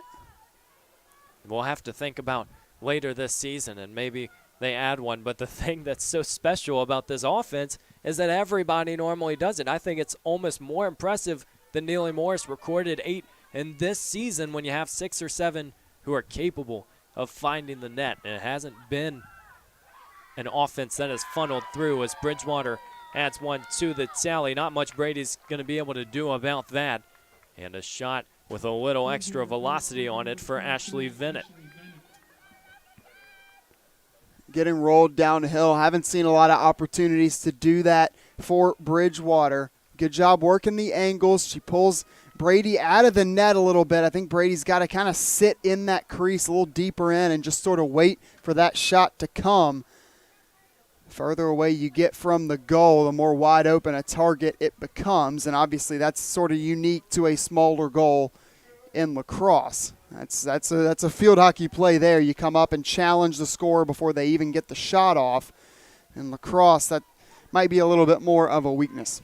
Well, Sam, we know you did a great job calling field hockey this year, so obviously those parallels, we're going to rely on you a lot to be able to describe them, because I think it's pretty cool to see Kayla Brady in 2 different uniforms. Well, and Evan, we'll mention this as well. I know that Brady is pretty close with legendary, now freshly retired head coach Enza Steele. She might be watching right now, not sure. But she was the head coach of this women's lacrosse program for quite some time, right about 2 decades. So maybe a couple pointers from her time spent on the lacrosse sidelines that she could share with Brady, the senior goalkeeper, making her first appearance, making her first save today, and make it 2 as we currently stand. So Lynchburg going to go ahead and get the win as well. Up 13, 25 seconds to go. Can just ride this one out. You'd love to be a fly on the wall in the locker room after this game with Lynchburg, because Coach Rafferty, after coming back from spring break trying to create a new narrative, you have to be impressed with how the Hornets have operated. As shot is saved, they might have one more chance, but the seconds will die. Clock will stop at 1.4. No, they're going to let this one roll out. So at the twilight, Lynchburg moves on to 4-3 in the record. 19-6 victory. Neely Morris puts an exclamation mark with an 8-goal affair. So many Hornets scored in this contest, Sam. There's not really much you can describe it with other than the fact that the Hornets were humming. They have to feel good going into this ODAC slate. It's a great way to start ODAC play. We mentioned Lynchburg, just 1 conference opening win in the last 4 seasons, so I think this is huge. And it is worth noting that 1 win of those last 4 opportunities did come last year. So a 2-game streak now going for Lynchburg in conference openers, but they also checked every box that we were looking at coming in today. They did a great job winning the turnover battle, but also making Bridgewater uncomfortable to the point, you could physically see it at times, the Eagles pressing, just dropping the ball even when there wasn't a lot of pressure. Neely Morris obviously going to be our player of the game today. Those 8 goals, how could you not be? It was fun to see Kayla Brady step in here for the first time. I thought Corinne West played arguably her best game of the season. I know it's just going to be 2 saves to her name. But really just a phenomenal, team effort, as it often is, when you're scoring 19 goals and holding your opponent to 6. Somebody's going to need to tell this Lynchburg team they don't have to win by 13 plus to earn a win. They can win some close games, but you know what? This is probably pretty fun for them too, and they're probably not going to be too mad about the result. Well, listen, you look at the stat sheet and the games Lynchburg has played, you might say, oh, this is really similar to that game against Southern Virginia just a little while ago. I don't think so. I think Lynchburg just looked seasoned, more complete. They did not have a second of doubt in this game. They get the first goal in the first 90 seconds. You just think about those little parts of the game that can have such a big impact. Well, they're rounding into that midseason form, and we talked about it at the top of the broadcast. The non-conference is great. Some of those early games, you test yourself a little bit, maybe get to see some opponents you don't get to see very often. You try to find out sort of that foundation of who your team is. But the part of the schedule where you're really going to learn what you have and what your team's made of is this spot we're in right now. Lynchburg gets out to that 1-0 start. They've got Randolph next. That will be a non-conference game. An administrative forfeiture will give Lynchburg the conference win. They will still play the game. But like you said, Evan, you mentioned it earlier, this is a stretch of the schedule where Lynchburg can take advantage a little bit. So it's obviously huge that they come out here and do just that in game 1 of this stretch. So much more to unpack, and the season continues to roll on. The spring is just getting started, folks. It's been such a fun time here in Lynchburg. So on behalf of the entire Lynchburg Hornets Sports Network squad, thank them for their work. Our director, Evan Gavin. He's Sam Graham. I'm Evan Gates, saying so long from the Hill City, Lynchburg 19, Bridgewater 6.